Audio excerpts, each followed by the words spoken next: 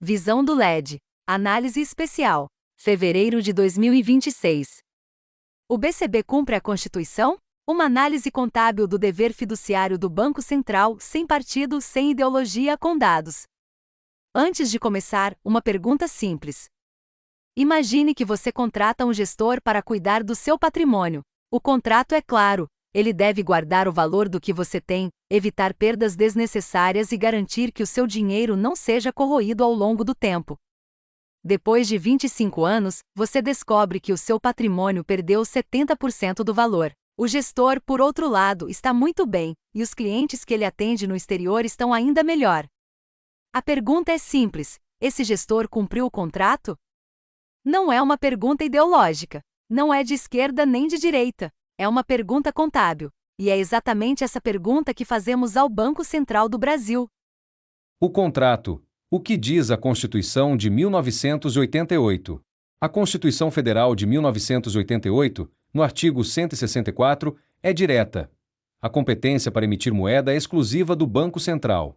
E a Lei Complementar 179 de 2021 estabelece os objetivos fundamentais: assegurar a estabilidade de preços, zelar pela estabilidade do sistema financeiro, suavizar flutuações da atividade econômica e fomentar o pleno emprego.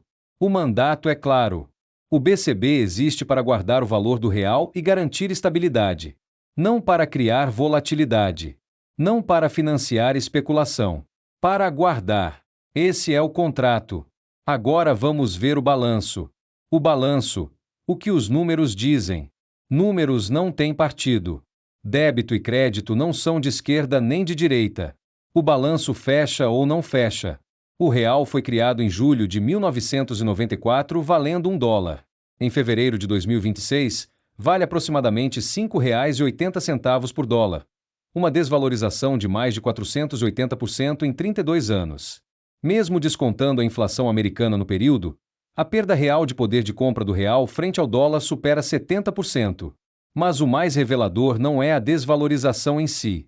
É o padrão da desvalorização, o mesmo ciclo, repetido 6 vezes em 27 anos. O padrão que se repete, o disco quebrado. De 1999 a 2026, o Brasil viveu pelo menos 6 ciclos idênticos.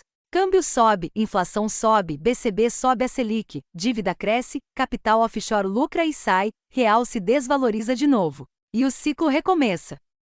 O disco quebrado não é a nossa análise. É o próprio ciclo, documentado, repetido 6 vezes em 27 anos. A pergunta contábil é inevitável. Quem paga e quem lucra nesse ciclo?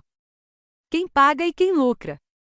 Quem paga? O contribuinte brasileiro. A dívida pública bruta saiu de 51% do PIB em 2013 para 88% do PIB em 2025, não por gastos excessivos, mas porque os juros reais entre os mais altos do mundo consomem mais do que qualquer superávit primário consegue gerar. Quem lucra? O capital posicionado no carry trade. Com a Selic real entre 6% e 10% ao ano, enquanto o mundo opera com juros reais entre 0% e 2%, o diferencial é capturado por quem entra com dólar, compra títulos públicos brasileiros e sai quando o ciclo se inverte. Não é acusação. É mecânica de mercado. O carry trade é legal, documentado e previsível. O problema não é quem o pratica, o problema é porque o BCB oferece esse diferencial sistematicamente, ciclo após ciclo, sem correção. A causa: câmbio sem gestão fiduciária. O tripé macroeconômico, metas de inflação, superávit primário e câmbio flutuante, foi desenhado para funcionar em equilíbrio. Quando os 3 instrumentos são geridos com responsabilidade fiduciária, o resultado é estabilidade. É o que a Coreia do Sul, a Alemanha e a China demonstraram. O problema não é o tripé. O problema é como o câmbio flutuante foi operado no Brasil. Câmbio flutuante sem gestão não absorve choques, os amplifica. Quando o real cai 20% em 6 meses, a inflação sobe porque o Brasil importa energia, fertilizantes e componentes industriais em dólar.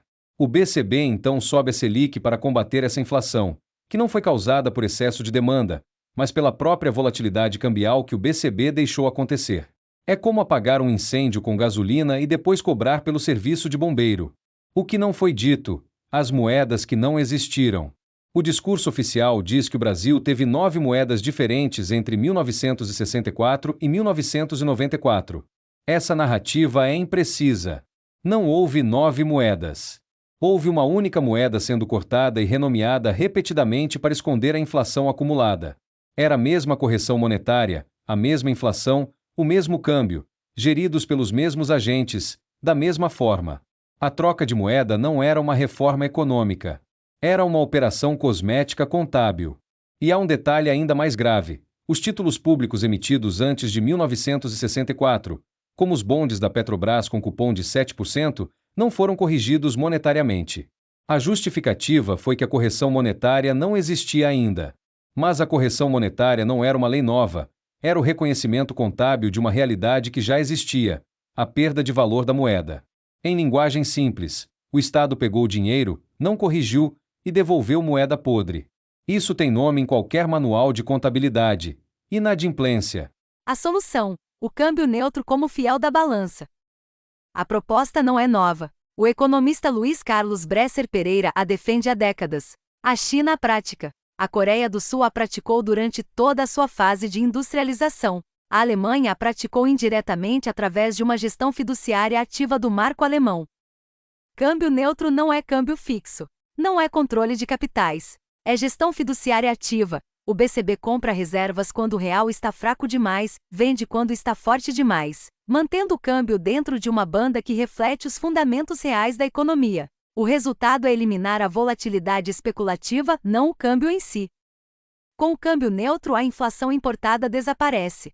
Sem inflação importada, a Selic não precisa ser usada como instrumento cambial. Com a Selic no seu papel correto, os juros reais caem naturalmente para o patamar internacional, no máximo 2%. A pergunta que não pode ser evitada. Voltamos ao início. O contrato é claro. O BCB existe para guardar o poder de compra do real, suavizar flutuações e fomentar o pleno emprego. O balanço é claro. O real perdeu mais de 70% do valor em 32 anos. A dívida pública quase dobrou em 12 anos. Os juros reais brasileiros são entre os mais altos do mundo há 3 décadas. O ciclo de volatilidade se repetiu 6 vezes sem correção. A pergunta não é ideológica. Não tem partido. É contábil. O BCB cumpre a Constituição?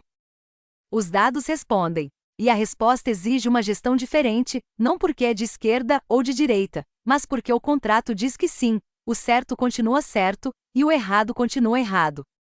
Não propomos revolução.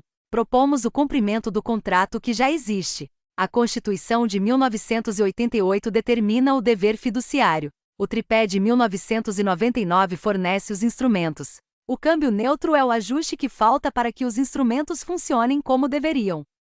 O resultado não beneficia a esquerda nem a direita. Beneficia o Brasil, o país real, com seus trabalhadores, empresas, agricultores, exportadores e importadores, que há décadas financia, sem saber, um ciclo que serve a outros. Simples assim. Bom senso. Lógica. Contabilidade. Para ouvir a visão do LED, entre na sala do LED.